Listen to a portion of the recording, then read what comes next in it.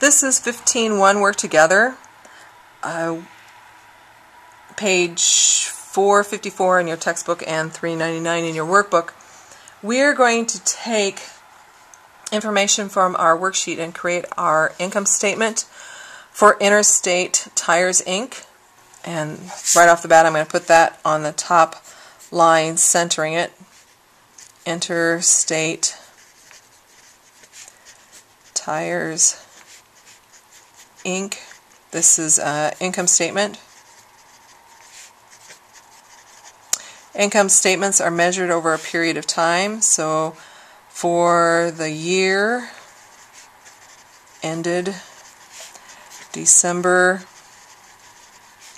31st, 2012. And I always have to remember not to write anything on this first line. This is very similar to what we've had before. Before we've always had revenue and expenses, but now we have cost of merchandise sold section as well. What else do we have? I think that's about it. So I'm going to start off with the section revenue. And I'd like to think that this last column is for my section totals. Let's see, section totals. So for revenue totals, that's what will go over here. But I have not only sales. If I look at my worksheet on the second page, oh, come on. There we go. Line, toward the top, line 29. Income statement columns. Look on the income statement columns. I have sales and sales discount and sales return allowance. Those all three go together because sales return allowance and discount are contra accounts to sales. So they go in the same area. I'm going to take my sales and I'm going to indent just a little bit. Try to be as neat as possible. And I wonder if I can pull in just a little bit more. Alright. And I'm going to put the amount in the second to last column from the worksheet, looking at the income statement credit column, $548, $989.25. And yes, when that number lands right where the glare is. Then I'm going to add my contra accounts together before I subtract it from my sales. So I will say less sales discount and sales return and allowance. So I'll take those numbers and move back a level. 661.69. Sales return allowance $3,512.84. And I want to add those together. So a single rule to indicate I'm adding. And when I add those together, I'm not going to make a separate, subtotal words or anything here. I'm just going to move these two together and move it over a line. So when I add them together, I get $4,174.53. Okay, so when I take the sales minus my contra accounts, that will give me, and I'm going to move that, remember I said section totals, off to the right, and that will give me my net sales. So I'm going to say net sales. If you have a label for something, then obviously it should be on its own line. So when I subtract that, I'm going to single rule, because I'm doing some kind of calculation, $544,814.72. And that's net sales.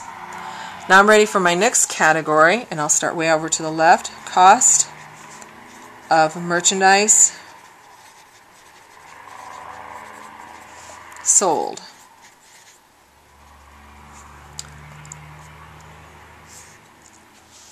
So then I'm going to take and start with the beginning merchandise. So I'll indent just a little bit. Merchandise inventory, January 1st, 2012.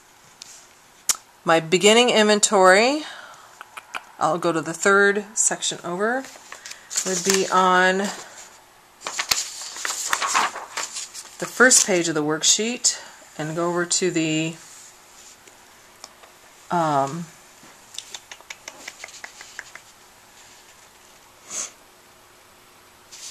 trial balance column, debit, $198,480.33. Okay, so that's my beginning inventory. Then I want to add any purchases, I want to, add any purchases to my inventory. So I'm going to say purchases.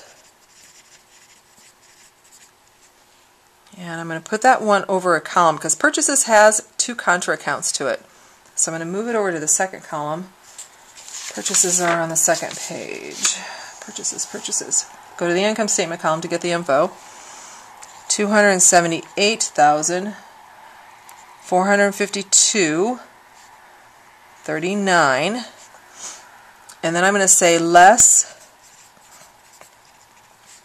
purchases discount. And next line would say purchases return and allowance. So I'm going to move back even to the leftmost level. Discount was $1,845.78. Return allowance $3,548.65. So I'm going to take and add those two numbers together, and when I do, I get, and I don't have really a name for it. I don't want to say total contra account. I'm just going to move it over to the right of this last number, $5,394.43. Now when I single rule underneath those two numbers, this would be considered net purchases. So I'll say net purchases, and I'll subtract this number from the regular purchases number, $273,057.96. Now if I take the beginning inventory and add net purchases to it, so I'm going to single rule here, that will give me the cost of the merchandise that was available for sale. So when I add those two together, that's $471,538.29. And over here, that would be total cost of merchandise available for sale, and that is a lot to write right here. So total cost of merchandise available, you have to do a lot of abbreviating, for sale, especially for someone like me who likes to write big.